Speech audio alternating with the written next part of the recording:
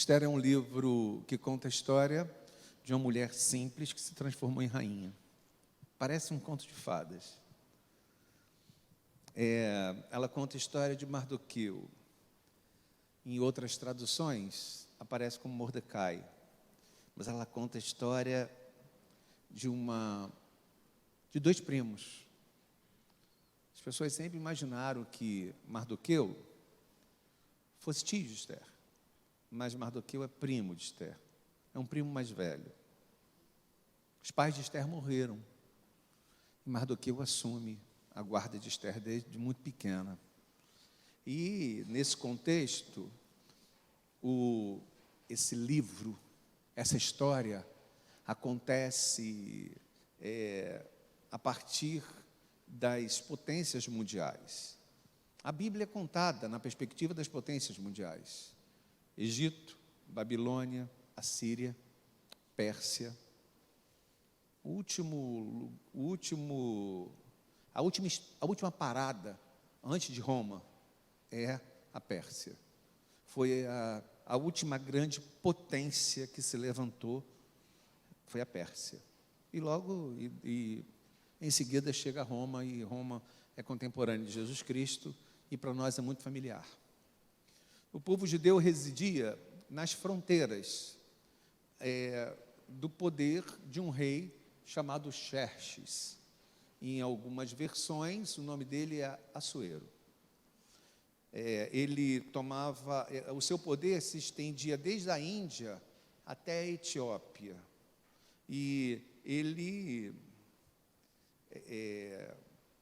dominava todo esse território, e o povo judeu se dissipava justamente fronteiriço a toda essa região. Um dia, Assuero deu uma festa, e no meio da festa, ele chama a mulher para apresentar-se. Há quem diga que ela se apresentaria nua, que a regra era que ela se apresentasse nua. Essa mulher chamava-se Vasti. Eu já preguei sobre Vasti. Eu acho que Vasti é fabulosa. É uma das mulheres mais interessantes que a Bíblia coloca, para mim, é Vasti.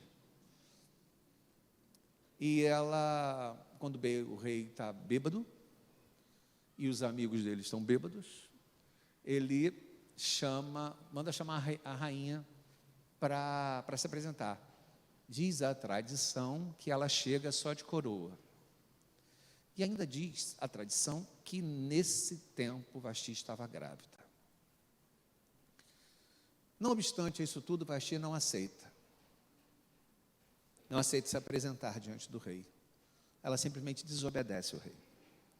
Ora que, para se apresentar diante do rei, se ele não levantar o cetro para aquele que se apresenta morre, porque aquilo entende-se como uma afronta. Então, quando Vasti não aceita se apresentar, aquilo ali foi uma afronta enorme. Foi horroroso. O rei, insuflado pelos seus correligionários, diz, deporta Vasti, e diz que Vasti nunca mais vai poder pisar no reino, nunca mais vai poder pisar naquela terra, e Vasti é deportada para uma terra distante. Mas a bebedeira passa, e depois que a bebedeira passa, os reis sentem falta das suas rainhas. Depois que a bebedeira passa, o texto diz, e passado o furor do rei. Eu gostei desse braço, porque às vezes o furor do rei passa, aí na hora que ele lembra da sua rainha, mas a sua rainha não está mais lá. Algumas vezes a sua rainha perdeu a paciência da bebedeira e das grosserias, e a sua rainha vai embora. Acaba a valentia de um homem quando a mulher que ele ama vai embora. Você riu, né, Mateus? Tanta coisa acontece nessa hora, e o mais valente dos homens chora. Foi isso. Não tinha mais Vasti, ele decide fazer um concurso de Miss Pérsia. Como assim? Ele decidiu, mais uma vez insuflado pelos seus correligionários, ele decide fazer, entre as 127 províncias que ele dominava, trazer as mulheres mais lindas. Tinha que pegar a mulher mais linda de cada província e trazer, porque ele ia escolher uma rainha para botar no lugar. E ele começa esse concurso e traz. Mas o que acontece com essas mulheres é o sonho de qualquer mulher que está aqui agora. 1 ano de tratamento de beleza. 1 ano de spa profundo. Era a lei. E Radassa, que era o nome de Esther, o nome verdadeiro de Esther é Radassa, Radassa se candidata para esse lugar. E o rei vai acontecer a apresentação. Esther se apresentou. E a Esther, ela era linda. E o texto diz que ele a amou mais do que qualquer uma outra. Quando ela entrou, ele se apaixonou por ela. E Esther foi escolhida a rainha. Mas vou contar aqui um negócio para você.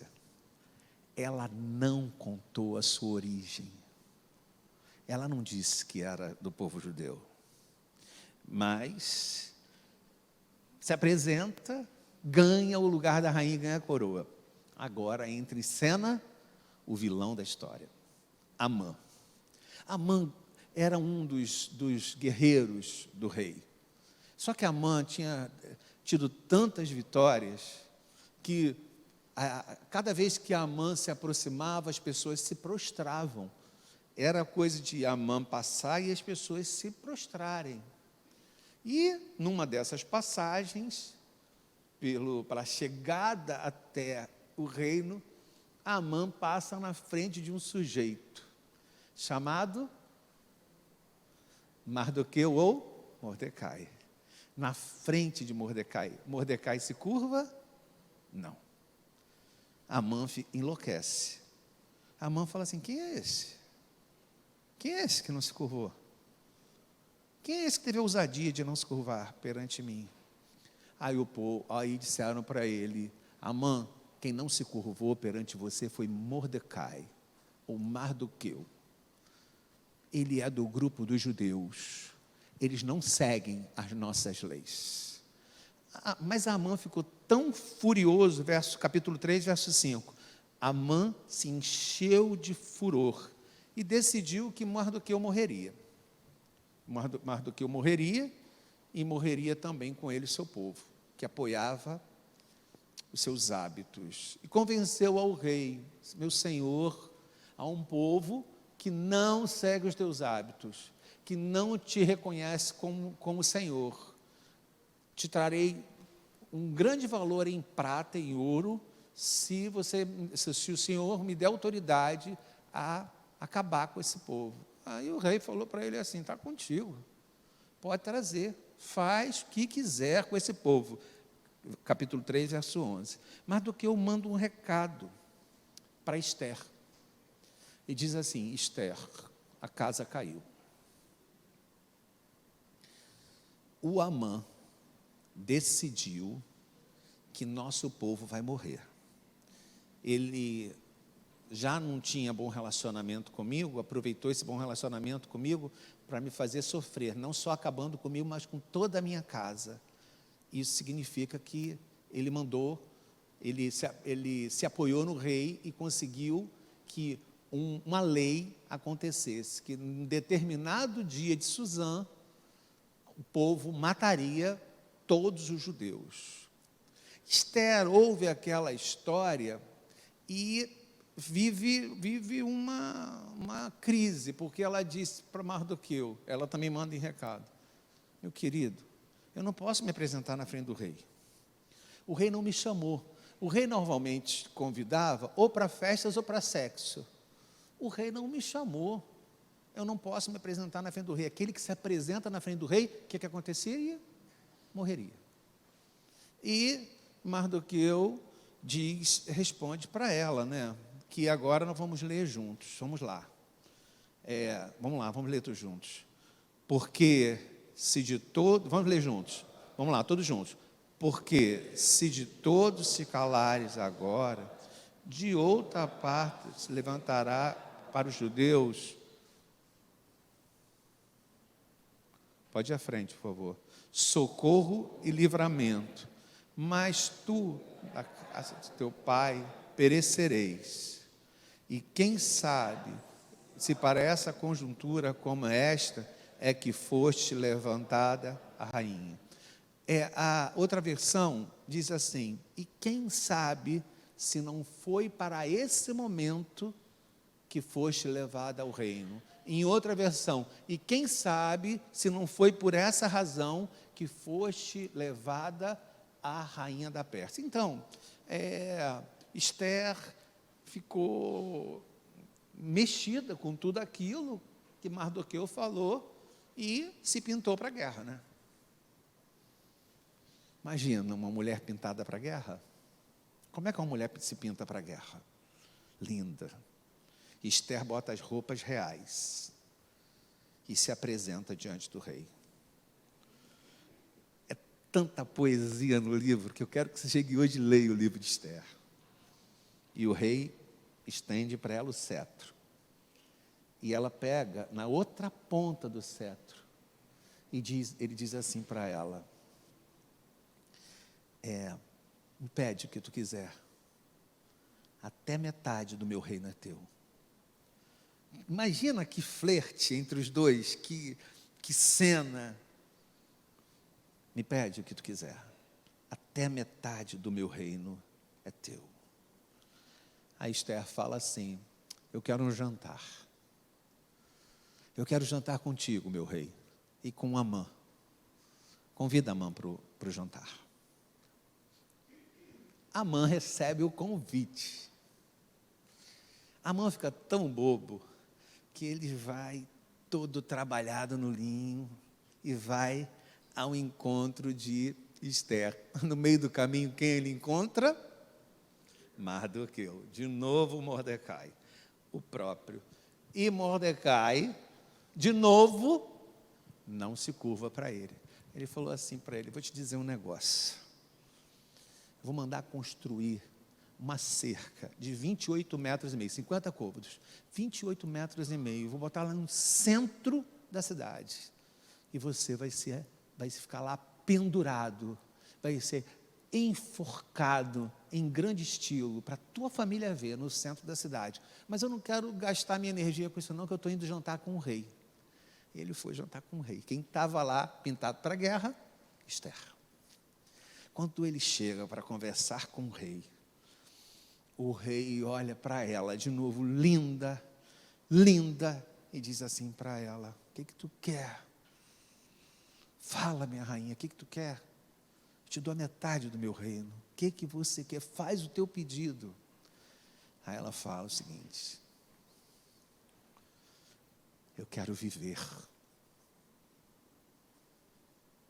Soeiro olha para ela, eu quero viver.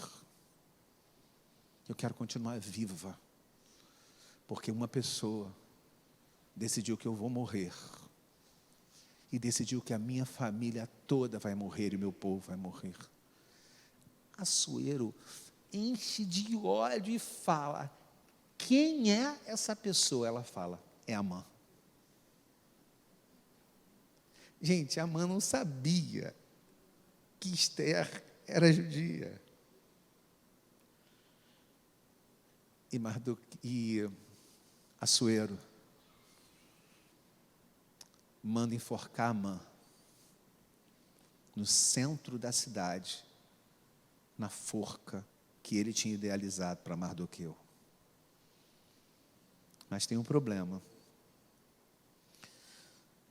Como ele baixou uma lei, ele não podia voltar atrás. Essa era a regra. Então ia acontecer o edito de Suzã, e os judeus iam ser mortos. Mas Açoeiro tem uma saída. Eles vão poder se defender, porque antes eles eram proibidos até de se defender. Eles vão poder se defender e se preparar para esse dia. E assim foi, eles conseguiram se defender e se preparar para esse dia. E nesse dia, houve uma grande luta, e o povo foi poupado. Houve morte, mas o povo foi poupado. Daí surgiu uma festa que acontece até hoje, que é a festa de Purim. Se instituiu uma festa muito importante para as gerações seguintes, a festa de Purim. Contada a história, que coisas a gente pode levar para casa? Quando eu me encontro com a história de Esther, que coisas eu levo para casa? Se esse sermão tivesse um título, seria Agora Eu Sei o Porquê. Agora eu sei o porquê. Existem coisas que eu não entendo na hora, mas depois parece que viram a chave. Toda injustiça começa quando 2 pais são tirados de uma criança. Esther cresceu sem pai. Mas foi dado a ela um primo, um homem mais velho, que soube criá-la e soube direcionar a sua vida. Um dos problemas da nossa geração, e a Emilene, que fala muito de família, sabe muito bem, é que esse tempo é um tempo onde a gente não dá crédito à geração mais velha, onde os jovens pararam de dar crédito, os adolescentes pararam de dar crédito, as crianças começaram a não respeitar os mais jovens. Talvez a gente devesse aprender um pouco com os orientais, com os indianos, que eles reverenciam os mais velhos, têm muito respeito sobre os mais velhos, sobre aqueles pés andaram lugares que eu ainda não fui. Deus coloca pessoas mais velhas na sua vida, com um objetivo: dar destino à sua vida, dar caminho à sua vida, dar direção à sua vida. Então, ouça os mais velhos. Eles são colocados por Deus. Mardoqueu pisa na história de Esther. E pessoas pisam na nossa história. Pessoas chegam na nossa história e a gente entende a orfandade. A gente entende por que as coisas acontecem. Não sei se já aconteceu com você de você ser convidado por uma coisa, uma festa, um aniversário, e o cara que te convidou não foi?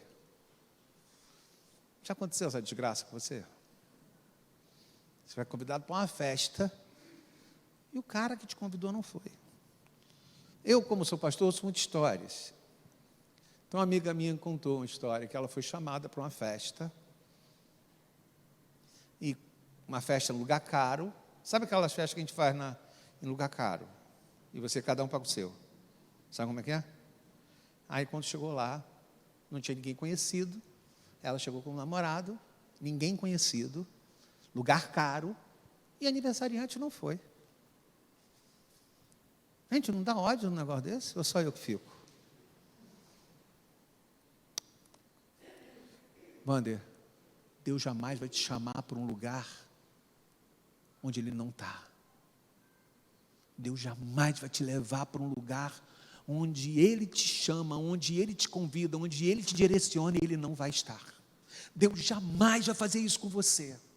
Deus jamais leva a gente para um lugar onde Ele não vai estar. Então eu queria dizer para você que Deus está no início das coisas, está lá no futuro.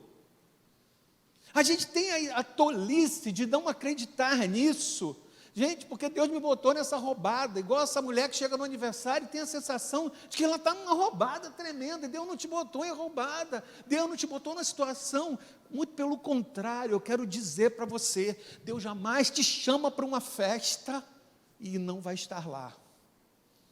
Então Deus está no futuro. Quando Deus te traz uma situação, Deus está no futuro. Deus está do outro lado da situação. Deus se move no tempo. Eu preciso que você creia nisso, Gilimar. Deus se move no tempo. Então Ele vai estar lá. Hoje eu não entendo. Eu estou no presente, eu não entendo, mas eu tenho fé que Deus se move no tempo e Deus está no futuro. Ele está esperando a gente do outro lado da corda. Porque Deus tem um plano para toda criatura. Deus está esperando a gente do outro lado. Sabe, quando eu leio o texto de Esther, quando eu mexo com o texto de Esther, eu fico assim pensando que agora eu entendo o leão. Agora eu entendo o leão que Davi rasgou com a mão. Quando eu olho para o texto de Esther, eu viajo, eu vou longe para caramba. Eu entendo o leão que Davi rasgou com a mão. Agora eu entendo a ursa que Davi rasgou com a mão, que Davi enfrentou. Olhando para o texto de Esther, eu entendo por que daquele leão. Eu entendo, Marcelo, o porquê daquela ursa, porque foi aquele leão e aquela ursa que preparava Davi para quem? Preparava Davi para quem? Fala, para quem? Para Golias, era justamente aquele leão, era justamente aquela ursa que preparava Davi para Golias, e na hora que Golias aparece, ele fala assim, eu posso ir, afinal de contas, já enfrentei um leão, já enfrentei uma ursa. Então, o leão não era problema, o leão era o quê? Presente. Então, a ursa, uma ursa não era problema, a ursa era o quê? Presente. Deus não cochilou na história de Esther, Ele não cochila na nossa. Deus não cochilou na Esther. Então, esse tempo que você vive hoje, Beraldinho, é um tempo de preparo. É um tempo de preparo. Creia nisso. Esse tempo é um tempo de preparo. Por isso que surgem os leões e as ursas. Eles preparam a gente para se encontrar com Golias. Para a gente dizer o seguinte, eu dou conta, eu vou conseguir, porque o Senhor dos Exércitos está comigo. E o texto progride. Chega a dúvida de Esther. Esther fica numa dúvida tremenda. Por quê? O que entra em jogo agora? A dúvida de Esther era, eu me apresento ou não me apresento? Agora, volta no tempo, volta na história. Vê se você consegue entender o que deixou ela em dúvida. Estava em dúvida a vida, a família, o lugar de rainha. Essa dúvida era uma dúvida absolutamente legítima. Aí Mardoqueu diz para Esther, talvez seja por essa razão que estejas aí e tenha sido levado ao trono. Deus nos está preparando o futuro. Talvez seja esse motivo que nós estamos onde estamos. Estejamos onde estamos. Esther é levada por Mardoqueu para diferenciar duas coisas: propósito e necessidade.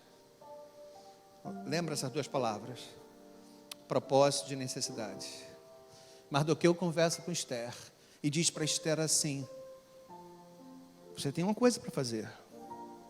Ele faz a diferença entre propósito e necessidade. Vou ajudar você. Necessidade. Necessidade é manter-se rainha. Necessidade é manter a família. Necessidade é manter o pescoço. Isso era necessidade. Mardoqueu não aponta para isso. Parece irresponsável, né? Mardoqueu fala de propósito. Talvez seja para isso que foste levantada. Esse talvez seja o nó da nossa vida. A gente confunde propósito com necessidade. A gente confunde propósito e necessidade. Necessidade, a gente vai ter sempre. Necessidade, elas sempre acontecerão na nossa vida, mas Deus nos fez uma promessa sobre a necessidade, que Ele cuidará das nossas necessidades, que Ele providenciará as coisas que necessitamos, as coisas que pensamos, as coisas que sonhamos. Ele providenciará nossas necessidades.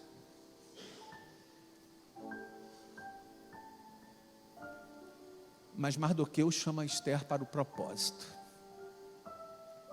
Porque o propósito, ele é maior do que a necessidade. É o propósito que nos constitui.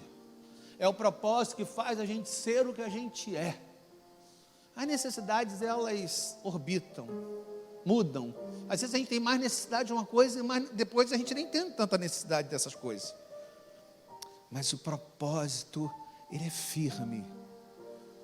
Ele se mantém ali.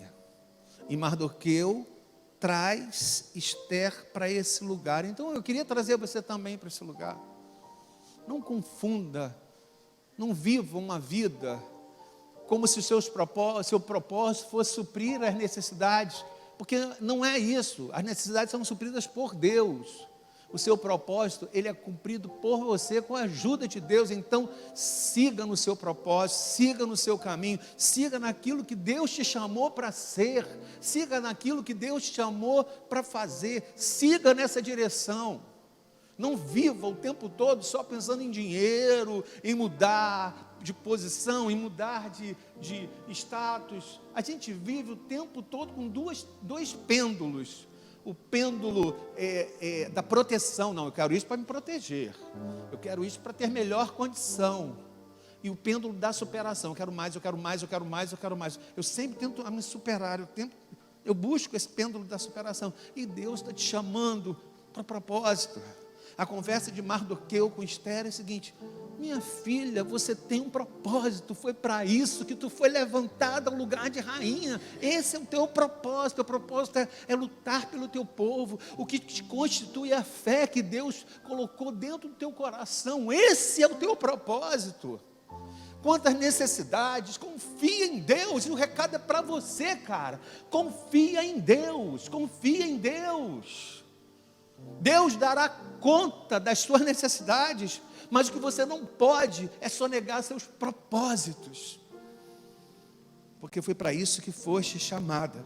Para de querer acrescentar e o tempo todo proteger, acrescentar recursos e proteger recursos, para tentar proteger a coroa. A distorção da identidade deforma o propósito. Ela começou a perder a identidade. Natural, o medo faz a gente perder a identidade. A distorção da identidade deforma o propósito. Palavras para o nosso coração. Quando Deus estiver falando com você, não interrompa. Sabe gente que interrompe? Já viu gente que interrompe? Mal educada, né? Normalmente gente que interrompe é mal educada. Sabe por que a gente interrompe? Além de ser mal educada? Ansiedade. A gente fica com medo de esquecer aquilo, então a gente tem que falar. Aí a gente interrompe a pessoa, porque a gente não está ouvindo a pessoa. A gente está pensando que a gente vai falar em seguida. Aí a gente interrompe a pessoa. Porque aquele que interrompe quando está falando é mal educado. Mas é mais do que mal educado, é ansioso. Jesus estava falando sobre a cruz. Estava falando sobre o projeto da cruz. Aí Pedro interrompeu. Ele falou o quê? Não morre não, Senhor. Morre não, Senhor. Ele fala assim: para trás de mim, Satanás. Jesus decidiu lavar os pés dos discípulos. Era um projeto de doação. E quando ele começa a lavar, Pedro fala assim: meus pés você não toca. Sou superior a mim. Aí ele interrompe. Aí Jesus fala assim: se eu não lavar os teus pés, você não está purificado, meu filho. Aí quando Jesus vai começar de novo, ele fala assim: não, então lava o pé e a cabeça. Sabe por quê? Porque Pedro é gente que interrompe. Aí Jesus fala para ele assim: se eu não posso lavar os pés, você não tem parte comigo. Ah, tá bom, lava então lava. Gente que interrompe. Vou te dar um recado. Não interrompa quando Deus estiver falando. Você não sabe o que Ele tem para você. Você não sabe o que Deus tem para dizer, porque você não sabe o que Ele vai fazer. Porque no fundo, você não sabe para onde Ele está te levando. Não interrompe a Deus quando Ele estiver falando, não. Às vezes, bate um desespero dentro de nós, entre o que Ele prometeu e o que vai se cumprir. Esse espaço é um espaço de desespero. Entre aquilo que Deus disse que faria e aquilo que Deus vai fazer. Para esse espaço de desespero, eu tenho um recado para te dar, Gisele. Deus tem um plano para você. Calma. Deus tem um plano. Deus tem um plano. Marcas são memoriais. Às vezes a gente queria que Deus tirasse todas as nossas cicatrizes, né? Às vezes a gente queria não lembrar de coisas. Deus queria que sumissem as cicatrizes. Marcas são memoriais. Para a gente saber que Deus operou um milagre em nós. Algumas marcas ficam para a gente lembrar que Deus operou um milagre em nós. Filho, você precisou passar pelo que passou para chegar onde eu te trouxe. Você precisou passar pelo que passou para chegar onde eu te trouxe. Esse era o recado de Esther. Eu tenho que conseguir não desanimar enquanto Ele faz, para usufruir do que Ele vai fazer. Eu tenho que não desanimar enquanto Ele faz, para eu usufruir do que Ele ainda vai fazer. Mais um recado. A gente olha a história de Mardoqueu, olha a história de Esther, e tem a sensação que tudo está desmoronando. A gente olha a história de Cláudia Laeber e tem a sensação que tudo está desmoronando. E a sensação que Deus convida a gente a ter é que tudo está se encaixando. Às vezes a gente tem a sensação que tudo está desmoronando, Vinícius, mas tudo está se encaixando. Um dia nós conseguiremos chamar de milagre o que a gente chamava de problema.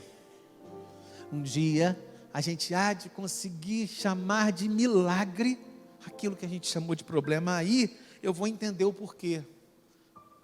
Talvez esse fosse um bom título para o sermão. Agora eu entendo o porquê.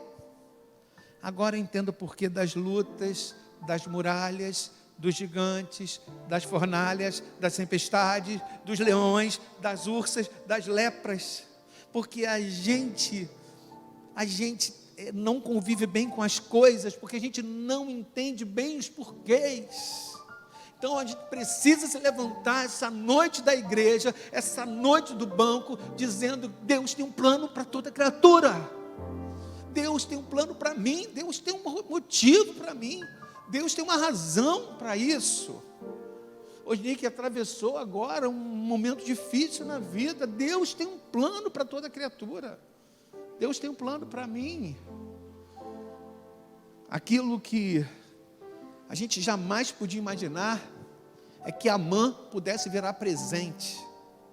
Gente, Amã virou um presente.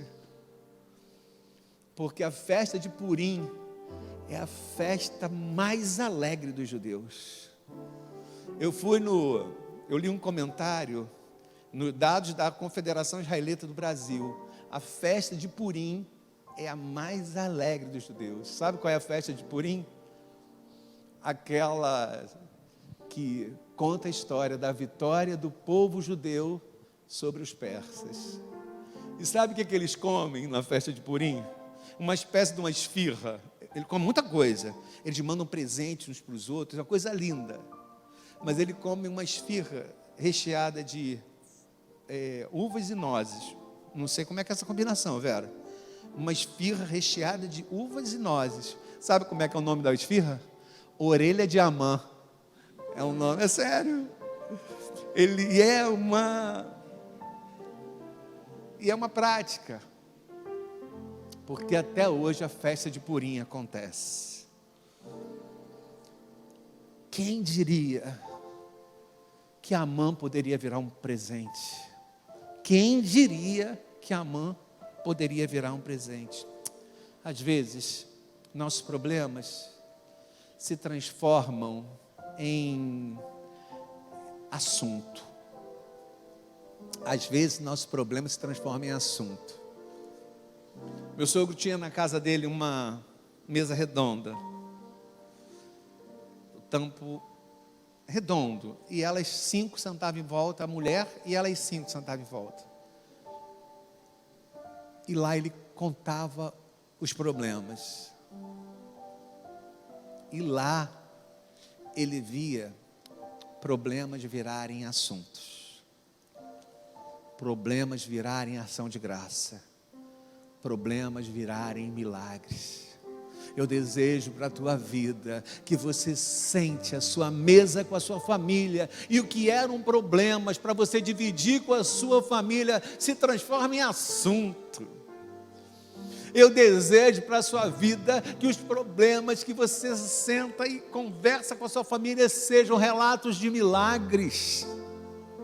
É isso que eu desejo para a sua família.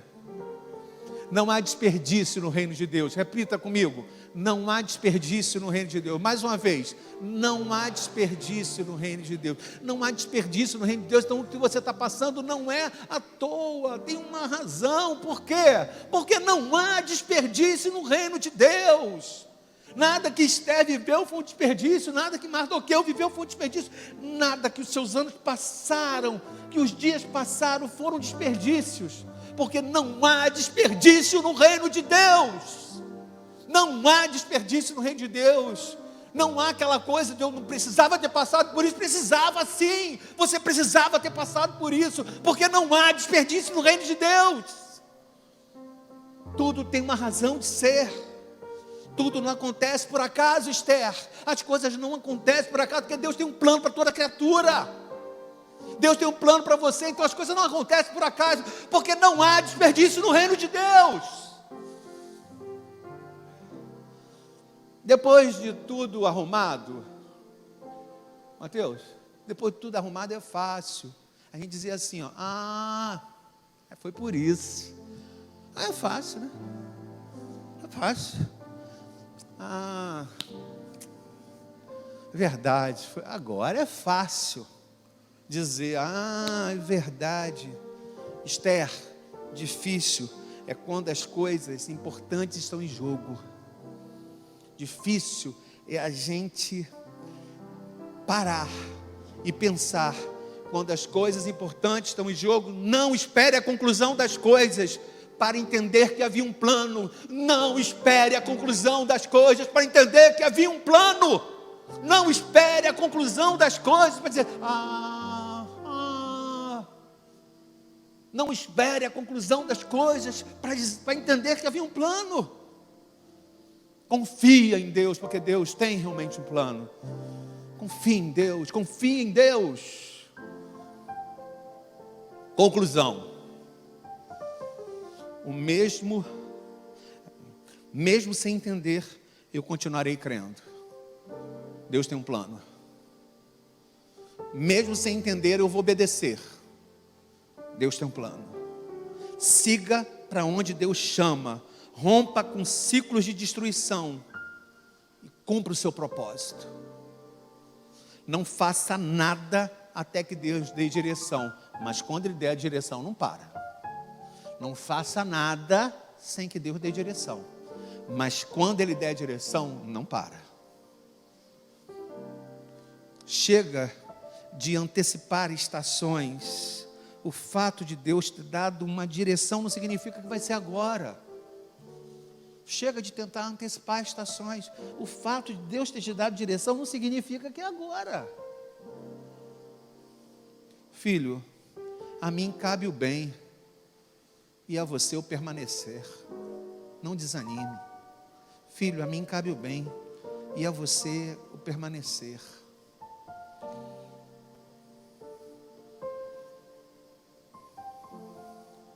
Deus fala também no silêncio. Deus ergue florestas nas terras secas da Pérsia. Deus fala também no silêncio. E quando a gente chega num lugar e as coisas estão áridas e os tufos de palha rodam na nossa frente e a gente acha que aquilo ali é o lugar errado, Deus ergue florestas nas terras da Pérsia. Se você não assistiu o sermão de manhã, assista. Fala sobre isso. Não esqueça. Deus tem um plano para nós. Coloque a mão no seu coração agora, por favor. Coloque a mão no seu coração. Deus, eu creio que o Senhor tem um plano para mim. Eu creio que o Senhor tem um plano para os meus filhos. Eu creio que o Senhor tem um plano para a minha família. Eu creio que o Senhor tem um plano para o teu povo. Me dá força, me dá paciência, me dá certeza, me dá a plena crença que tu tens um plano para mim, para a minha família, para a minha casa, para o meu povo, para o teu reino. Tu tens um plano e eu confio no Senhor enquanto espero. Eu confio no Senhor enquanto espero. Em nome de Jesus. Amém. Eu confio no Senhor enquanto espero. Eu confio no Senhor enquanto espero. Eu confio no Senhor enquanto espero.